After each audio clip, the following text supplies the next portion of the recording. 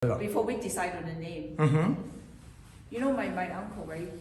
Your uncle? Yeah, my uncle, he passed away. But his first restaurant was the name called Golden Lion. So first day, nobody went there. And a week later, still nobody. And people, Golden Lion. The whole time they sold one cup of coffee when it was fresh. Oh, yeah. Remember? But he taught me something. He go, your name has nothing to do with it. Name is beautiful. But and he said until the business started to pick up was when he put down Golden Lion, restaurant name, Chinese food.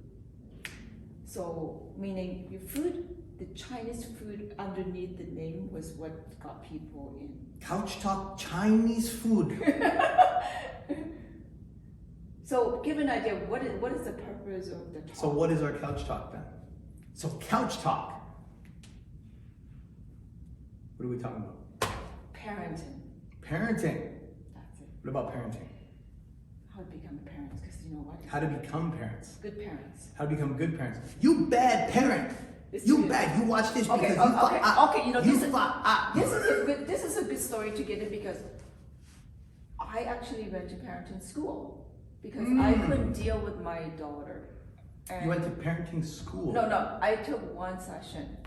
One parenting class. And I was embarrassed, seriously. I was embarrassed going because nobody goes to parenting school. Not during that generation, not during that time. Well, this was 28 years ago. 28 years You ago? take- Yeah. yeah, That's you- like internet dating. I told Who my the hell does husband, that 28 oh, years you ago? need to go. I don't. You're the bad parents. You know, that's what. Who told you that? Well, I mean, he didn't say that, but Oh, you know family. how it is, right? That, That was the impression. I'm perfect. You're the one who needs work. So- You so- fuck up. Yeah. You go fix because you fuck up. Yeah. So I went. Okay. I wanted to learn a skill, but at the same time, inside me, I'm kind of ashamed. Like nobody goes. Is this something supposed to do? But then there's a class, right? Who had a teacher or professor at UBC who taught it, Right. who wrote a book.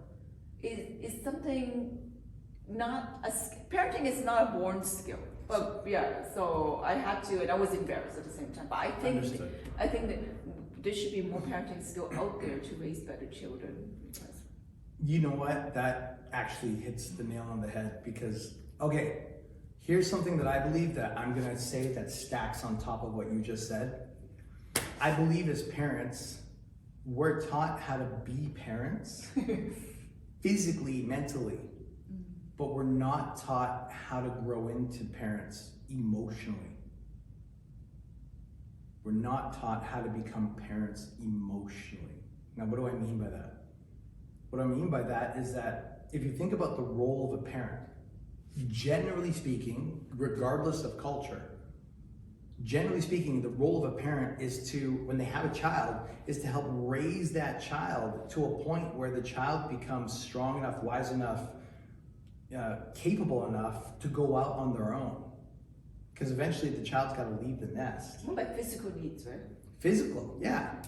However, what we're not taught as parents is that in order to do this successfully, so a person can go out there and be balanced in the 5 main areas, right? To be mentally fit, physically fit, have relationship fitness, right? We've had like friendships, like good quality friendships. And the other two, in order to do that, the emotions have to be balanced. There has to be tools on how to be able to take pressure and turn that pressure into something usable. But more importantly, how to take stuff from our past, things that have hurt us, the stuff that keeps repeating in our head that makes us angry or sad or guilty, and turn that in a way where it can simmer down and it doesn't overtake our mindset. Like, as in, you know, when something happens to you, let's say somebody cuts you off, or let's say your paycheck's late, or let's say something you made a deal with somebody and they broke the deal. You know how sometimes that thought just keeps reoccurring over and over and over again, and it just sometimes it gets louder, and sometimes the images get bigger, and then if it doesn't settle down in your head, sometimes in our minds it starts making our emotions get stirred, and before we know it, we're spiraling in this emotional upset. So anything that we do, we go out with friends, we're in a bad mood. We talk to the kids, we're temperamental. We're going to work, the smallest little thing just sets us off. Like, that's the result of not having good emotional fitness. And as parents, Most parents I've ever met, both when I was a child, to my memory, and these days, a lot of parents are not equipped with how to use certain tools that can allow them to let go of those negative feelings so they don't accidentally spill that on their kids or their spouse or the other people who really didn't do anything bad to them, but they accidentally spilled that on them as a result. And I've been guilty of that on so many occasions. I'm not pointing fingers. It's why I brought that up too, because I had to learn how to become more self-aware of how I'm feeling when I'm projecting something to someone and I'm noticing that they're acting differently. I used to be the kind of guy that just be like, well, what's wrong with you? But I only got that because I got that from my dad growing up. That was my model of a man. My dad, good meaning man, you know, God rest his soul. He's passed away now. I'm sure he didn't mean it because he wasn't aware either, but I saw how he always constantly would usually point the finger at people like, why is he acting that way? Why is he acting that way? Rarely would he look at himself and be like, oh, what if I'm acting a certain way that's triggering them as well? Not always the case, but often, right? Because we can't control people. We can't control how they act, but we always influence the actions and behaviors of the people around us. Always, right? Very true. I remember, now looking back, my dad was, you know, someone who is there for us many things, like provide us food. But one of his coping mechanism was like Asian style, knock me in the head if they're angry. Right? Now looking back, but that's all he knew, how to show his disappointment with us. Like we go out late or come home late, and he like literally just knocked me in the head and said, oh, is that normal? But that's all he knew. He wasn't taught how to speak to us or even how to ask questions. Maybe his parents didn't teach him right. Right? What do we know? What do we know? How can I judge him? Right. Right. So I make a lot of mistakes myself raising my kids, yell at them or get angry, frustrated, and what do? They copy me. Right. Which is why we have this channel, because you know, I think it's important that families have a chance. Those who want to have the discussion, I think it's so valuable that they have a platform like this where they can hear other family members talk about like how they messed up. In this case, us, like how we made our mistakes. Yeah. And then how we had to shift ourselves in order to influence our kids or our family members to respond and communicate better in a way that's healthy. Like there's healthy communication and there's not healthy. There's healthy ways of expressing anger or sadness or guilt or, you know, all the negative feelings. And there's not healthy ways.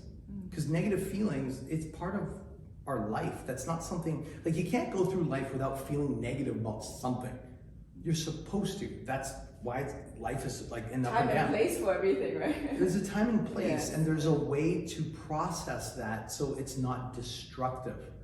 I find that most people can be very destructive with their negative feelings. And that's usually when somebody will do, like me, when I was young, my past destructive action when I was negative about something, anything, is I would usually like, I remember this one time I was talking to a friend and I disagreed with her on something she did. Instead of just talking to her, I literally, off the top of my, like roof of my mouth, just, I was yelling and screaming. And I was taught to be a yeller. Like I played football, my dad was ex-military, the voice it was a commanding thing. So I naturally created this commanding voice. I didn't know it, but I was so harsh to my friend that she told me right there, she's like, Alan, I'm never talking to you again. And as a result, I was like, fine. But you know, when you're angry, you say all sorts of dumb things. I know I did. But the next day, see, this is when you know you messed up. The next day, I looked at myself and I thought, well, shit, did I really have to get that angry?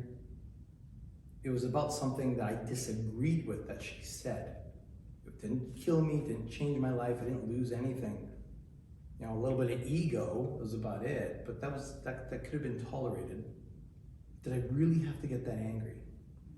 And then the day after I thought about it, and then a few days after, and then a week went by.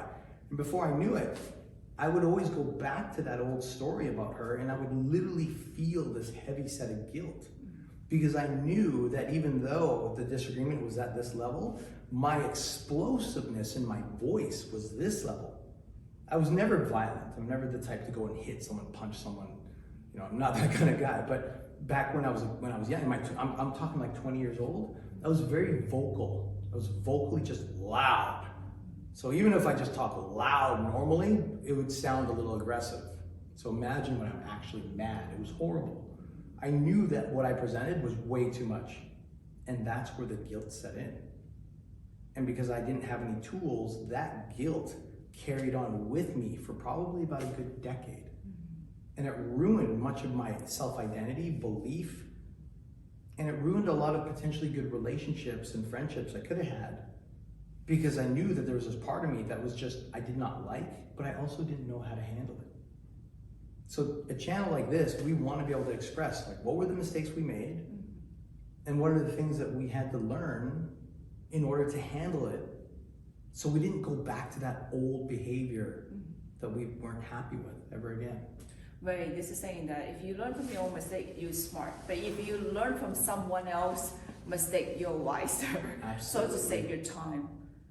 And so you get faster result with your kids, with your loved ones, and in your own life. That's what we're here for.